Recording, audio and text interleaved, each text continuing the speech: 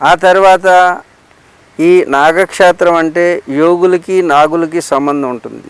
ఇప్పుడు మా చుట్టూ నాగులు ఉన్నాయి, అవి కూడా మీరు చూపించండి గురుగారు. అంటే మా ప్రేక్షకులకి చెప్పాలి ఈ విషయం. వాటితో నేను ఆడుకుంటుండగా నేను నా దగ్గర పడుకుంటాం. గురువు గారి దగ్గర ఒక చాలా పెద్ద సర్పం అండి, ఆయన దగ్గర పడుకున్నాయి. అసలు బుసలు కూడా కొట్టట్లేదు, జస్ట్ ఇలా మామూలుగా ఒక చిన్న చంటి పిల్ల ఎలాగైతే ఉంటుందో అలాగే సిద్ధయోగి దగ్గర పడుకున్నాయి. యోగులకు నాగులకు సంబంధం ఉంది. యోగుల్లో ఉండే శక్తే నాగులు. అంచేత మూలాధారం నుంచి సహస్రారం వరకు వెళ్ళేటటువంటి కుండలిని శక్తి కూడా నాగ రూపాన్నే ఉంటుంది. అలాగే మనం అందరం కూడా పుట్టడానికి పూర్వం నాగులమే. ఎలా అంటే తల్లి గర్భంలో ప్రవేశించేటువంటి స్పెర్మటోజోన్ జోమ్ ఏదైతే ఉందో, ఆ మొట్టమొదటి అణువు ఏదైతే ఉందో దానికి కూడా సర్పరూపం ఉంటుంది. తోక ఉంటుంది, ఎదురుగా సర్పం ఉంటుంది. ఆ సర్పం యొక్క ముళ్ళు ఉంటుంది, దాంతో పుడుచుకుని గర్భాశయంలోకి ప్రవేశిస్తాం. అండంలో ప్రవేశించి గర్భాశయంలో ప్రవేశిస్తాం. మన ప్రాసెస్ ఏ జీవరాశి అయినా సరే శక్తి ఎలా ఉంటుందంటే నాగు రూపంలో ఉంటుంది. అందుకే యోగి నాగు ఒకలానే ఉంటారు. నేను చూశాను గురుగారు, అది చూసి చాలా ఆశ్చర్యపోయాను. ఆ నాగు అదంతా చాలా పెద్ద సర్పం. మీరు ఇలా ఆటలాడుతూ ఉంటే, ఇలా అంటూ ఉంటే అది ఆట ఆడుతూ ఉంది, అన్ని వైపులకి పాటు ఆడుకుంటుంది. అలాగే నేను నొక్కుతూ ఉంటాను, పాదాలు నొక్కినట్టు, అవి గారం గుడుస్తున్నట్టుగా. అంటే ఆ ఒళ్ళిని అలా అంటూ ఉంటాయి, ఆనందిస్తూ ఉంటాయి. ఇవే కాదు, మీరు హిమాలయాల్లో చూసిన అన్ని వన్యప్రాణులన్నీ మా దగ్గరికి వచ్చి చక్కగా కూర్చుంటాయి, వాటితో మాట్లాడుకుంటుంటాం. ఇప్పుడు అదేమిటది కైలాసగిరి పూర్ణత్వం గురించి చెప్పేస్తే, ఆ పాదపీఠకి యందు సముద్రం ఎప్పుడు కూడా ఆ గంగ వచ్చి ఆ ఋషి యొక్క పాదాలు తడుపుతున్నాను అనే, పాదసేవ చేస్తున్నాను అనేటటువంటిది సముద్రం చేస్తూ ఉంటుంది. అప్పుడు అలా ఉండేది. తర్వాత ఈ కైలాసగిరి నుంచి ఋషులందరూ ఇలా వెళ్తూ ఈ నాగక్షేత్రంలో ఈ వటక వృక్షం కింద ఈ నాగులన్నీ కూడా ఉండేవి. అందుకే ఇది నాగక్షేత్రం. ఇప్పుడు నాగక్షేత్రం, ఈ నాగక్షేత్రం కింద తపస్సు చేసి సముద్రం అలా అది పక్కనే సముద్రం ఉంది కాబట్టి అలా నడుచుకుంటూ వాళ్ళు ఆ పైకి వెళ్ళి పైన తపస్సు చేసేవారు ఋషికొండలో. అందుకే అది ఋషికొండ అయింది. అది కూడా ఇక్కడ ఉన్నటువంటి భౌగోళికంగా ఉన్నటువంటి కొండలు ఏవైతే ఉన్నాయో ఇవన్నీ కూడా సముద్రానికి కొంచెం దూరంగా ఉంటాయి. కానీ ఇది సముద్రంలోనే ఉన్నట్టుగా ఉంటుంది. ఎందుకంటే ఇది ఒక్కటే కోన్ షేప్లో ఉంటాయి, మిగతావన్నీ కూడా పర్వతాలు, వాటి మీద పాస్ అనేటటువంటి ప్రదేశాలు ఉంటాయి అన్నమాట. అంటే సమతల ప్రదేశాలు ఉంటాయి. ఈ ఒక్కదానికి మాత్రమే సమతల ప్రదేశం ఉండదు. అందుకే ఋషి తను తపస్సు చేసేటప్పుడు ఏ విధంగా ఉంటాడో అదే విధమైనటువంటి తపస్సు చేస్తున్నదా అన్నట్టుగా ఉండే పర్వతం ఏదైతే ఉందో అది ఋషి పర్వతం. అంటే సాక్షాత్తు ఋషియే ఆ యొక్క పర్వతం అని మాకు ఆధ్యాత్మిక శాస్త్రవేత్తలందరూ కూడా ఘోషిస్తూ ఉంటారు. అది ఋషికొండ. ఆ ఋషి ఏకాంతంగా తపస్సు చేసేవాడు. అంటే మిగతా కొండలతో సంబంధం లేదు. ఒక మనిషి ఋషి కావాలంటే మిగతా వాళ్ళతో ఖుషి చేయకుండా తాను ఒక్కడే ఏకాంతంలో తపస్సు చేస్తుంది. ఏకాకి యతచిత్తాత్మ నిరాశీర్ అపరిగ్రహ అనేటటువంటి, వాడికి ఆశ లేదు, నిరాశి. ఏకాకి ఒంటరిగా ఉంటాడు. నిరాశి ఆశ లేనివాడు. యతచిత్తాత్మ వాడికి ఇంద్రియాలు, వాడి కోరికలు అనేటటువంటి లేనివాడు, మనసు పరివర్తన చెందినటువంటి మనిషి. అలాగే నిరాశీర్ యతచిత్తాత్మ అపరిగ్రహ, ఎవరి నుంచి ఏది కోరనటువంటి ఆ పర్వతం. అందుకే ఋషులు ఎవరి నుంచి ఏది కోరుకోరు. వారు కీర్తి కానీ, పేరు కానీ, ప్రతిష్ఠ కానీ ఏది కోరుకునేటువంటి స్థితిలో ఉన్నవాడు ఏకాకి. ఆ ఏకాకి ఏదైతుందో అదే ఋషికొండ. అది ఒక్క కొండే, దేనితోటి కనెక్ట్ కాకుండా ఉండేటువంటి పర్వతాలు. మిగతా పర్వతాలన్నీ కూడా పర్వత పంక్తితోటి కనెక్ట్ అవుతుంది. అందుకే సాక్షాత్తు ప్రాకృతిక రూపంలో ఉన్నటువంటి ఋషే ఋషికొండ. అలాంటి ఋషికొండని బండ అనుకుని మనం ఛిద్రం చేస్తే తత్ఫలితాన్ని ఏ విధంగా ఉంటుంది అంటే, ఆ చేసినటువంటి వ్యక్తులకి నేనేం భయపడటంలా, ఇది హిమాలయ ఋషులు చెప్పినటువంటి విషయాన్ని, ఆనాడు చెప్పిన విషయాన్నే మీకు చెప్తుంది. ఎప్పటికైనా ఇది విధ్వంసం చేస్తే పంచభూతాలు ప్రకోపిస్తాయి. అంటే ఆ విధ్వంసం చేసిన వారికి ఏం జరుగుతుందంటే పంచభూతాల్లో అంటే పృథ్వీ అని మట్టి ద్వారా కానీ నేల ద్వారా కానీ ప్రమాదం రావచ్చు, నీటి ద్వారా ప్రమాదం రావచ్చు, లేకపోతే అగ్ని ద్వారా అగ్ని ఫైర్ అయిపోవచ్చు. ఇలాగా పంచ విధాలైనటువంటి వినాశనాలు జరిగేటువంటి ప్రమాదం ఉన్నది. అక్కడ పనిచేసేటటువంటి ఇప్పుడు పనిచేసే వాళ్ళు కూడా ఎప్పుడైనా భక్తి కేంద్రాల్లో మీరు 1 రోజు 2 రోజులు 3 రోజులు స్టే చేయొచ్చు. అంతకు మించి స్టే చేసినట్టయితే అక్కడ వాసం ఉన్నట్టయితే మీకు ఎక్కువ రోజులు ఉంటే ఆ శక్తిని భరించలేనటువంటి భక్తి ఎక్కువ ఉంటే ఎక్కువ రోజులు ఉండొచ్చు. భక్తి లేని వాళ్ళకి అది ఏమవుతుందంటే నెగిటివ్ ఎనర్జీ అంటే పాజిటివ్కి బదులు నెగిటివ్గా మారిపోతుంది. అంటే ఇప్పుడు సింహాచలం లేకపోతే తిరుపతి వెళ్ళాం అనుకోండి, ఒక 2-3 రోజుల వరకు పర్వాలేదు. అంతకు ముందు ఎక్కువ అక్కడ ఎత్తైన ప్రదేశంలో స్టే చేయడం అనేది ఆ భక్తి కేంద్రంలో స్టే చేయడానికి నీకు నియమనిష్టలు ఉంటేనే ఆ శక్తి నీకు పాజిటివ్ అవుతుంది. నియమానికి విరుద్ధంగా కనుక ప్రవర్తించినట్టయితే ఆ భక్తే నీకు శిక్షగా మారిపోతుంది. ఇది భక్తి కేంద్రాల్లో. అలాగే ఈ శక్తి కేంద్రాలు అనేవి ఈ ఋషికొండ లాంటి పర్వతాలు, తర్వాత కైలాస మానస సరోవరం కైలాసం. ఈ ఋషికొండకి కైలాసానికి మీకు నాకు చూపిస్తాను, మ్యాప్లో చూడండి. ఈ ఋషికొండకి ఈ నాగక్షేత్రానికి ఋషికొండకి కైలాసం మానస సరోవరం దగ్గర ఉన్న కైలాసం ఒకే రేఖాంశంలో ఉంటుంది భూమి మీద. చూపించే ప్రయత్నం చేయొచ్చు. అది మీకు ఇస్తాను, అది చూడండి రేఖాంశం.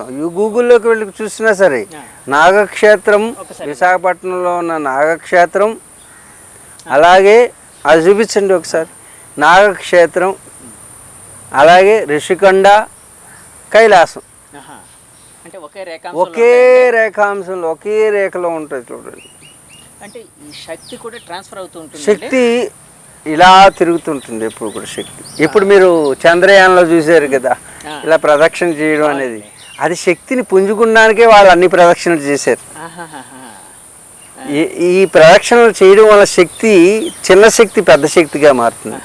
అందుకే ఇక్కడి నుంచి అక్కడి వరకు కూడా శక్తి ప్రవాహం జరుగుతుంది. అలాగే వైశాఖేశ్వరుడు సముద్రంలో ఉన్న వైశాఖేశ్వరుడు యొక్క ఆలయం యొక్క శక్తి, ఇవన్నీ కూడా మనకి తెలియకుండా ఎలాగైతే ఒక విద్యుత్ ప్రవాహం ఎలా జరుగుతుందో అలాగే ప్రతి ఇంటికి ఎలా పంపిస్తుందో ఈ శక్తి కేంద్రాలు ప్రతి మనిషి మీద వాటి యొక్క ప్రభావం చూపిస్తాయి అన్నమాట. వాటికి ఎప్పుడైనా విధ్వంసం జరిగితే అందరిలోనూ కూడా ఏదో ఒక రకమైనటువంటి ఈ సకల చరాచర జీవరాశుల్లోనూ సంతులనం దెబ్బతింటుంది. ఏం దెబ్బతింటుంది? సంతులనం, బ్యాలెన్స్ పోతుంది. గురుగారు, మీరు పారసలింగాలు పాదరసలింగాలు ఏవైతే ఉన్నాయో అప్పట్లో మీరు వెళ్ళినప్పుడు ఉన్నాయని అన్నారు కదండి. అంటే పాదరసలింగాలు అంటే అప్పుడప్పుడు కొన్ని గుళ్ళకి ఏదో పుణ్యక్షేత్రాలకు వెళ్ళినప్పుడు అక్కడక్కడ ఇది శివలింగం పాదరసలింగం అని అంటూ ఉంటారు. ఆ విధంగా మాలాంటి వాళ్ళకి సామాన్యులకి చూసే భాగ్యం అయితే కలుగుతూ ఉంటుంది. మీరు ఆల్మోస్ట్ అవన్నీ వాటితోనే కొంత ఇప్పుడు అనుభవించినటువంటి పాదరసలింగాల యొక్క ప్రాసెస్ వేరు. ఆనాడు ఒక్కొక్క పారసలింగాలని ఆనాటి లింగాలు ఇప్పుడు కోటాను కోట్లు ఇచ్చినా దొరకనటువంటి లింగాలు, అలాంటి ప్రాపర్టీ అక్కడ ఉండేది అని నాకు తెలియదు. అది మా మట్టి అది చూడడానికి రాతి లింగంలా ఉంటుంది. చిన్న ఉండే గురుగారు, చాలా చిన్న ఉంటుండే అండి. అంటే ఇంత లింగం. ఓకే. అప్పుడు ఎవరికి వాటి గురించి తెలియదు, నాకు కూడా ఏం తెలుసు. అక్కడికి వెళ్ళమన్నారు, వెళ్ళాము. తర్వాత వాళ్ళు చెప్పారు అవి మామూలు లింగాలు కాదు ఇవన్నీ.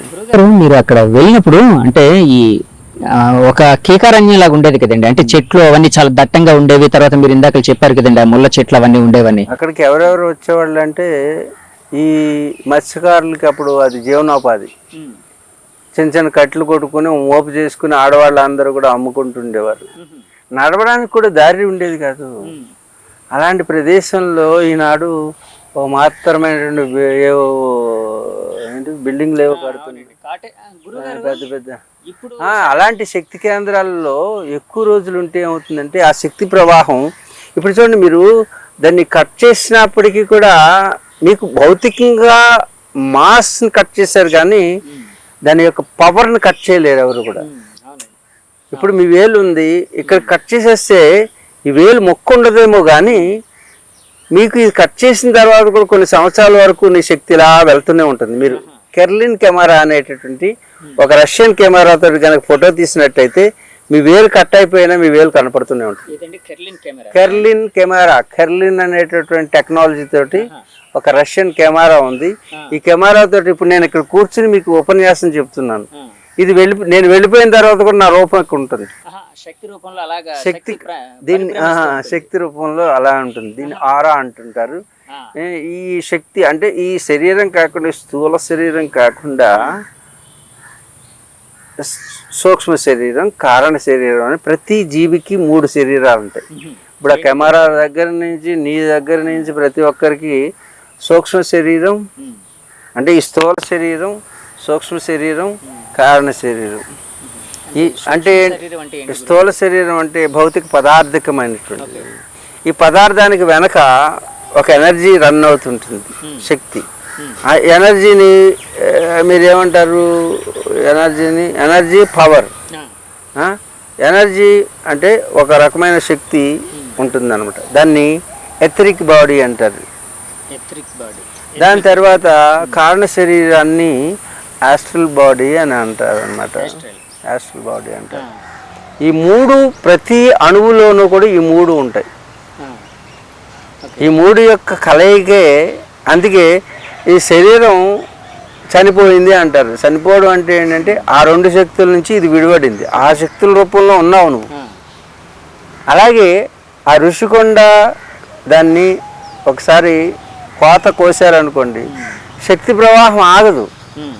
కాబట్టి ఆ మధ్యలో ఎవరున్నారో వాళ్ళకి ఎముకలు బలం తగ్గిపోవడం. ఇది చూడండి, రేపు గమనించండి. దాని మీద ఎక్కువ కాలం ఉంటే ఎముకల యొక్క పొటెన్సీ తగ్గిపోతుంది. శక్తి ఆటంకం జరుగుతుంది. అందుకే దాని మీద ఎవరో కూడా తపశ్శక్తి సంపన్నులు మాత్రమే అక్కడ ఉండాలి. తపశ్శక్తి లేని వాళ్ళకి అనుభవపూర్వకంగా తెలుస్తుందిలేండి. ఎవరు ఉంటారో వాళ్ళని ఉన్నేవండి, మనకేం అభ్యంతరం లేదనుకోండి. ఇవ్వండి. ఈ శక్తి ప్రవాహం ఇలా జరుగుతుంటుంది త్రికోణ ఆకృతిలో. అలాగే వెర్టికల్ అండ్ హారిజెంటల్ లెవెల్లో ఏ కేంద్రమైన ఇది ఎవరు చెప్పక్కర్లే. ఈరోజు ఆధునిక శాస్త్రవేత్తలందరూ కూడా ప్రతి ఒక్కటి కూడా ఆనాటి యోగులు ఋషులు చెప్పిన విషయాలను ఈనాడు అది సైంటిఫిక్గా ప్రూవ్ అవుతూనే ఉన్నాయి. ఇప్పుడు నేను చెప్పిన విషయాలు ఈరోజు రాసుకోండి. ఆ ఋషికొండ మీద ఏవైతే విహార కేంద్రాలు, విజ్ఞాన కేంద్రాలు లేకపోతే ఏవి పెట్టినప్పటికీ కూడా 1 రోజు 2 రోజుల కంటే ఏ వ్యక్తి అయినా అక్కడ నివసించినట్టయితే భౌతికమైనటువంటి మామూలు మనుషులు వాళ్ళ మీద చాలా ఆ శక్తి ప్రవాహం జరుగుతుంది.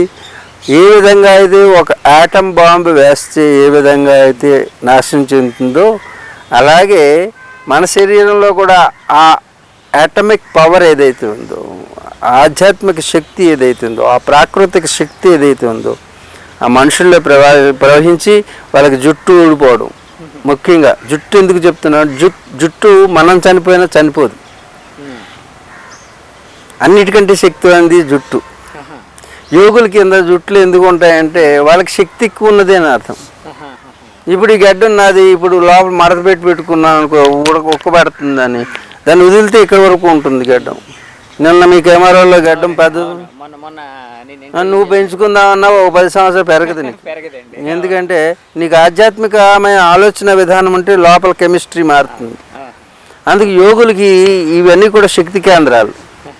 అందుకే దీనికి చివరికి వచ్చేసరికి కోన్ ఉంటుంది. అలాగే ప్రతి జుట్టుకి అందరికీ కూడా కోన్ ఉండడానికి ఈ శక్తిని తీసుకునే కేంద్రాలు, శక్తిని విడుదల చేసే కేంద్రాలు. నీకేంటి, నాకేంటి, ఎవరికైనా మీరు ఏం చేస్తున్నారో కట్ చేసేస్తున్నారు. అందుకే దైవం ఉన్నటువంటి స్థలంలో జుట్టు ఎందుకు ఇవ్వాలని అది ప్రత్యేకమైన ఒకటి పెట్టి అది ఇంకోసారి పెడదామండి. దాని మీద ఎముకలు ఎందుకు గంగా నదిలో కలపాలి, కృష్ణాలో కలపాలి, గోదావరిలో కలపాలి, ఇవన్నీ కూడా వెనక పెద్ద అపారమైనటువంటి సైన్స్ ఉంది. సైన్స్ కాదు, సైంటిస్టుల ద్వారా, మీలాంటి సిద్ధ యోగుల ద్వారా. సైంటిస్టులు చెప్పేది సైన్సు, సైంటిస్టులు చెప్పేది సైన్సు. సైన్స్కి ఏం తెలుసు అంటే ఇప్పటికి చంద్రమండల యాత్రే ఇప్పుడు పూర్తి చేయలేదు వాళ్ళు. ఇంకా అనంతమైనటువంటి విశ్వాన్ని ఏం చూస్తారు? అందుకే అంతరిక్షంలోకి వెళ్తే తెలుసుకోవాలంటే కొంతే, అంతరంగంలోకి వెళితే తెలిసేది అంతా. అంతరంగ ప్రయాణం చేసేవాడు ఋషి, అంతరిక్షంలో ప్రయాణం చేసేవాడు ఖుషి. ఖుషి కోసం అంటే ఏది కనిపెట్టినా వాడు ఈ శారీరకమైనటువంటి సుఖం కోసమే. ఇప్పుడు ఋషికొండలోనూ వాళ్ళు ఎవరైనా సరే స్టే చేస్తే వాళ్ళు యోగులు అయితే మాత్రమే ఆ శక్తిని ధారణ చేయగలరు. లేకపోతే అక్కడ ఉండేటువంటి ఆఫీసుల్లో కానీ ఏం పెట్టినా, అక్కడ ఎవరైనా విహారానికి వెళ్ళినా దేనికి వెళ్ళినా సరే ఆ శక్తి ఏమవుతుందంటే ఈ యొక్క ఎముకల మీద, ఈ జుట్టు మీద ముందుగా పనిచేయడం మొదలు పెడుతుంది. ఎందుకంటే శక్తిని తీసుకునే కేంద్రాలు జుట్టు, శక్తిని తీసుకునే కేంద్రాలు మనలో ఎముకలు. ఇవి మనం చనిపోయిన తర్వాత కూడా కొన్ని వేల సంవత్సరాల వరకు బ్రతికే ఉంటుంది డిఎన్ఏ లోపల. నువ్వు చనిపోయిన తర్వాత కూడా ఈ వెంట్రుక దొరికితే నీ యొక్క రూపాన్ని మళ్ళీ క్రియేట్ చేయొచ్చు. అలాగే డైనోసార్స్ని క్రియేట్ చేయడానికి చూస్తున్నటువంటి ఒక డిఎన్ఏ దొరికితే, వెంట్రుక దొరికితే చాలు, నీ పూర్వ రూపాన్ని కూడా తిరిగి తీసుకురావచ్చు. అందుకే మన పెద్దలు వెంట్రుకలు ఎక్కడ పడేయకండి, ఎవరు దొక్కుతారండి. అందుకే ఎముకలు గోర్లు ఎక్కడ పడేయకండి, పన్ను ఊడిపోతే ఎక్కడ పడేయకండి అని చెప్పింది. ఎందుకంటే దాంట్లో డిఎన్ఏ ఉంటుంది. ఆ డిఎన్ఏ కనుక ఎవరికైనా దొరికితే దాని మీద ఏదైనా మంత్రప్రయోగం కానీ, లేకపోతే దరిద్రులు ఆ కాలు తొక్కితే, పిల్లి తొక్కినా లేకపోతే ఎలక తొక్కినా దాని యొక్క ప్రభావం మన మీద వరకు వస్తుంది. ఇదంతా ఒక సైంటిఫిక్ తెలియనటువంటి ఒక శక్తి ప్రవాహానికి సంబంధించిన విషయం, నిగూఢమైనటువంటి రహస్యం ఇది. ఆ రహస్యాన్ని మన పూర్వీకులైన ఋషులు తెలుసుకుని ఇప్పటికి సైన్స్కి ఇంకా అందాలంటే కొన్ని వేల సంవత్సరాలు పడుతుంది. ఎందుకు? చంద్రుడి మీద నీరు ఉన్నదని చెప్తున్నారే, ఆ నీరు ఉందని చెప్పింది ఋషులు ఎప్పుడో చెప్పారు. ఎందుకంటే చంద్రగ్రహం అంటే ఏంటి? జలతత్వం. మన యోగశాస్త్రంలో చంద్రుడు అంటే జలతత్వం అని ఎప్పుడో చెప్పారు. అర్థమైందా? మొన్న చంద్రయాన్ చేశారు కదండి, మరి అంతవరకు వెళ్ళగలిగారు కదండి. అంటే ఋషులు సిద్ధయోగులు ఎప్పుడో చెప్పిన దాన్ని ఇప్పుడు వీళ్ళు కనుక్కునే ప్రాసెస్లో ఒక 1% 2% వెళ్ళారని అంటున్నారు కదండి. ఆ విధంగా దాని మీద మీ పరిశోధన కానీ లేకపోతే మీ కామెంట్ ఏంటి? ఆనాడు ఎప్పుడూ సిద్ధయోగులు కాదు, ఆ సిద్ధయోగుల యొక్క డిఎన్ఏ కాలక్రమేణా పరిణతి చెందుతూ ఆ సిద్ధయోగుల నుంచి పుట్టినటువంటి వాళ్ళే ఈ మనుషులందరూ కూడా. ఇప్పుడు మీ గోత్రం ఉందంటే మీ ఋషి పేరు అది. మీ గోత్రం ఏది ఉందో అది ఆ ఋషి ప్రోక్తమైన డిఎన్ఏ నీళ్ళు కంటిన్యూ అవుతుంది. చిన్న డౌట్ అండి, ధర్మ సందేహం. ఇప్పుడు అప్పట్లో సిద్ధులకి యోగులకి ఈ మనోనేత్రం దివ్య దృష్టి ఉంది అనేవారు కదండి. అంటే వాళ్ళు ఆ జ్ఞానాన్ని వదలడం ద్వారా అక్కడెక్కడో చంద్రమండలంలో అక్కడ ఉండే పరిస్థితులతో లేకపోతే అక్కడ ఉండే ఫోర్సెస్తో ఏమైనా కనెక్టివిటీ ఏదైనా ఉండేదండి? అంటే ఆ విధంగా తెలుసుకోగలిగేవారా? అందరికీ ఇప్పుడు ప్రతి ఒక్క జీవుడికి ఈ శక్తి ఉంది, కానీ వాళ్ళు మర్చిపోయారు అంతే. ఇప్పుడు నువ్వు ఉన్నావు, ఇప్పుడు ఎంతమంది పిల్లలు నీకు? ఒక పాప అండి. పాప ఎక్కడ ఉంటుంది? ఇప్పుడు స్కూల్లో ఉంటుంది. ఎలా చెప్పావు? లోపల రికార్డ్ గతంలో జరిగిన విషయాలు, ఇప్పుడు ఉన్నటువంటి సమయం, ఈ రోజు ఏంటి ఆదివారం కాదు కదా, ఇవన్నీ క్యాల్కులేట్ చేసి నీ మైండ్ ఏం చేసింది అంటేనే చెప్పేసింది. కానీ నీ బుర్రలో ఎంతో క్యాల్కులేషన్ జరుగుతుంది. అలాగే ఋషులు ఇలా కూర్చుని దేవుడారా అనరు వాళ్ళు. ఈ విశ్వాన్ని అంతటినీ కూడా ఒక క్యాల్కులేషన్స్ తోటి తనలో ఉన్నటువంటి రసాయనాన్ని ఒకసారి చేస్తే అది ఎనర్జీ ఫామ్లోకి వెళుతుంది. ఆ ఎనర్జీ ఫామ్ అంతా కూడా విశ్వాన్ని అంతటినీ కూడా దర్శిస్తుంది. ఏ రూపంలో? జ్ఞాన రూపంలో. ఎనలిటిక్స్. ఇప్పుడు నీ ఫోన్లో నువ్వు పాపప్ చూసిన వెంటనే నీకు కావాల్సింది వస్తుంది. ఎందుకు వస్తుందంటే నువ్వు అంతకుముందు చూసినటువంటి విషయాల్ని అది ఆల్గారిథమ్స్లోకి మార్చుకుని ఆల్గారిథమ్స్ ద్వారా అది ఒక ఎనలిటిక్స్ చేసుకున్న తర్వాత నీకు ఏది ఇష్టమో అది నీ ఫోన్లోకి వస్తుంది. సేమ్ అదే ప్రాసెస్తోనే ఒకప్పుడు యోగులు అలాగే ఉండేవారండి. ఇప్పుడు నీకు కూడా అంతే, నీ లోపల కూడా అదే జరుగుతుంది. కానీ ఎవరు తెలుసుకుంటారో వాళ్ళ యోగులు, ఎవరు తెలుసుకోరో వాళ్ళ భోగులు. ఆ తెలుసుకోకుండా చేసే తప్పుల వల్ల రోగులుగా మారుతారు. ఇప్పుడు ఈ ఋషికొండ కూడా ఒక శక్తి కేంద్రము కాబట్టి అలాంటి ఋషికొండని డిస్టర్బ్ చేయడం ఆ ప్రకృతి విధ్వంసం చేయడం మంచిది కాదు. పాలకులు అర్థం చేసుకుని సమర్థవంతంగా ఇంకా అనేక ప్రదేశాలు ఉన్నాయి, దాన్ని ఇప్పటికైనా విరమించుకుంటే మంచిదని నా భావన. కాదు అక్కడే ఉంటే మంచిది అనుకుంటే పెద్దలు చెప్పడం వరకే, పిల్లలు దాన్ని ఆచరించాలి. ఆచరించకపోతే ఆ చెరిచేటటువంటి గుణం ఆ ప్రకృతికి వస్తుంది, తత్ఫలితాలని అనుభవించక తప్పదు. మేమున్నది చెప్పేవారికి, దాన్ని ఆచరించేది మీరు. ఆచరిస్తే మంచిది. గురుగారు, ఋషికొండ మీద అంటే అదే టాపిక్ మనం మాట్లాడుతున్నాం కాబట్టి ఋషికొండ మీద సరే ఇప్పుడు ప్రభుత్వం ఏదో కొన్ని కాటేజ్ లేకపోతే కార్యాలయాలు ఏదో నిర్మిస్తున్నారు అని అంటున్నారు, లేకపోతే సీఎం గారు ఉండడం కోసం ఏదో నిర్మిస్తున్నారు అంటున్నారు, రకరకాల. అంటే అదైతే మనకు క్లారిటీ లేదు. అంటే నేననేది ఏంటంటే అంతకు ముందు కూడా కొన్ని ప్రభుత్వాలు కాటేజీలు ఉండేవండి. ఇంతకుముందు కాటేజ్ ఉండేవి, అంటే విహార కేంద్రాలుగా ఉండేవి. ఎవరైనా వెళ్ళి కాటేజ్ బుక్ చేసుకొని అక్కడ ఉంటూ సముద్రంలో అక్కడ ఒక 2-3 రోజులు ఉంటూ రెస్టారెంట్స్ ఉండేవి, ఇలాంటివన్నీ ఉండేవి. అప్పట్లో అంటే మీలాంటి పెద్దలు ఎవరు అంటే యోగులు వాళ్ళు చెప్పేవాళ్ళు లేకపోవడం వలన అప్పుడు ప్రభుత్వాలు కూడా అలా చేశాయని అనుకోవచ్చా గురువుగారు? ఇప్పుడు కొందరు చేయడానికి ఉంటారు, కొందరు చెప్పడానికి ఉంటారు, కొందరు మౌనంగా ఉంటారు. మౌనంగా ఉన్న వాళ్ళు చేయడం లేదు అని అనుకోవద్దు. ఎప్పుడు కూడా ఓ పుష్పం మౌనంగా ఉంటుంది, ముకుళిత హస్తాలతో ఉంటుంది. అది ఆ పుష్పం ఏం చేయడం లేదని కాదు, తనలో తాను ఏం చేయాలో ప్రకృతి ధర్మాన్ని అది చేస్తుందని. తను మౌనంగా, మౌనం అంటేనే మననం అనే అర్థం.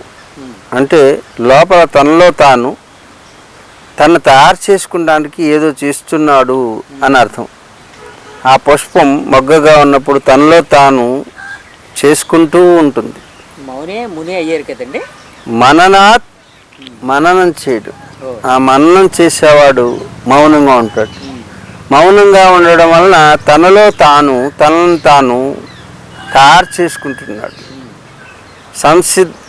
సంసిద్ధుడు అవ్వడానికి ప్రయత్నం చేస్తున్నాడని, తన వికాసానికి తాను తపస్సు అంతరంగంలో తనకు తాను పరిశీలించుకుంటున్నాడు. అలాగే పుష్పం తనలో తాను తన వికాసానికి కావలసినటువంటి సమాయత్తం అవుతుంది, అందుకే అది ముడుచుకుని ఉంది. అలాగే యోగులు మునులు ముడుచుకుని ఉన్నారు అనుకోకండి. స్వామి, మొన్న మీ అమూల్యమైన సమయంతో ఒక చిన్న డిబేట్ లాంటిది అక్కడ బీచ్లో చేశాను. చాలా బాగా వచ్చింది, పబ్లిక్ రెస్పాన్స్ కూడా చాలా బాగా వచ్చింది. అందులో అదే హేతువాది బైర్ నరేష్ గారితో మీరు మీ సంవాదంలోని అంటే నేను కొన్ని క్వశ్చన్లు అడగాలనుకున్నానండి. ఆ సమయంలో అడగలేకపోయాను. ఆ ధర్మ సందేహాలు ఇప్పుడు తీర్చుకోవడానికి ట్రై చేస్తానండి. యాక్చువల్గా హేతువాదులు దేవుడు లేడు అని అంటున్నారు, దైవత్వాన్ని నమ్మే వాళ్ళు దేవుడు ఉన్నాడు అంటారు. వాళ్ళు దేవుణ్ణి ప్రూవ్ చేయండి అంటారు. సో దేవుణ్ణి జనానికి ప్రూవ్ చేయడం ఎలా అండి? అంటే ఏదైనా శక్తి ద్వారంగా ఏమైనా ప్రూవ్ చేయడమా, లేకపోతే ఇంకేదైనా నిరూపణ ఎలా చేయాలి వీళ్ళకి? అంటే వీళ్ళు కూడా నేను సౌరపీఠాధిపతి, దేవుడు చూపించమంటే నేను ఎదురుగా సూర్యుడు కనపడుతున్నాడు, చూపిస్తాను. నేను రమ్మండి, దేవుడు కాదనండి మనం చెప్పండి. సూర్యుడు గోళం అంటారు, గోళికే. మరి ఇంతమందికి జీవం ఎలా ఇస్తుంది? నువ్వు సూర్య భగవానుడు లేకపోతే నువ్వు చనిపోతావు. సకల చరాచర జీవరాశి చనిపోతుంది. గోళం అయితే జీవం ఎక్కడి నుంచి వచ్చింది? కాబట్టి సూర్య భగవానుడు ఈ సృష్టిలో ఉన్నటువంటి ప్రతి జీవరాశికి పుట్టుటకు కారణం. ఏ జీవరాశి అయినా పుట్టాలి అంటే దానికి సూర్య భగవానుడే కారణం. అందుకు సృష్టికర్త సూర్య భగవానుడు. అలాగే ఏ జీవరాశి అయినా అది పెరిగి పెద్ద కావాలంటే సూర్యకాంతి ఉండాల్సింది. అంటే ఈ లోకంలో ఏ సస్యం అంటే ఏ పంట పండాలన్నా సూర్యభగవాన్ యొక్క కిరణాలు కావాలి. ఏదైనా తన జీవనం సాగించాలంటే సూర్యభగవాన్ కావాలి. అంటే స్థితికారకుడు అయిన విష్ణువు శక్తి సూర్యభగవానుడు. అదే ఏదైనా ఈ సృష్టిలో తిరిగి కలిసిపోవాలంటే అది సూర్యభగవాన్ వల్లనే అవుతుంది. అంచేత సృష్టి స్థితి లయం అనేటువంటి 3 శక్తులు సూర్యభగవానులో ఉంది. యాక్చువల్గా చంద్రుడికి ఈ భూమికి సముద్రుడికి ఉండే రిలేషన్ ఇలాంటివి ఎలా ఉంటాయండి? అసలు చంద్రయానికి సంబంధించి ఇప్పుడు మన శాస్త్రజ్ఞులు ఏదైతే చేస్తున్నారో మీలాంటి సైంటిస్టులు దాని మీద ఏమంటారు? ఇప్పుడు చంద్రుడు, భూమి, ఈ సృష్టిలో ఉన్నటువంటివి, ఈ సృష్టి యావత్తు ఒక శరీరం. ఆ శరీరంలో అణువులు ఇవన్నీ. ఈ శరీరంలో నీ కన్ను, ముక్కు, కళ్ళు, చేతులు, కాళ్ళు ఇవన్నీ ఎలా ఉన్నాయో అలాగే ఈ సృష్టిలోనూ ఒక్కొక్క ప్లానెట్, ఒక్కొక్క భాగాలు. మనకు తెలుసున్న సౌరమండలం కాకుండా అంటే సూర్యుడి యొక్క ఈ గెలాక్సీ ఉంది కదా, అంటే సౌర కుటుంబం. సౌర కుటుంబంలో భూమి ఒకటి, ఆ భూమికి చంద్రుడు ఉపగ్రహం. ఈ ఇంతవరకు తీసుకుంటే భూమిలో ఉన్నటువంటి ప్రతి ఒక్కరూ ఆ చంద్రుడికి సంబంధం ఉంటుంది.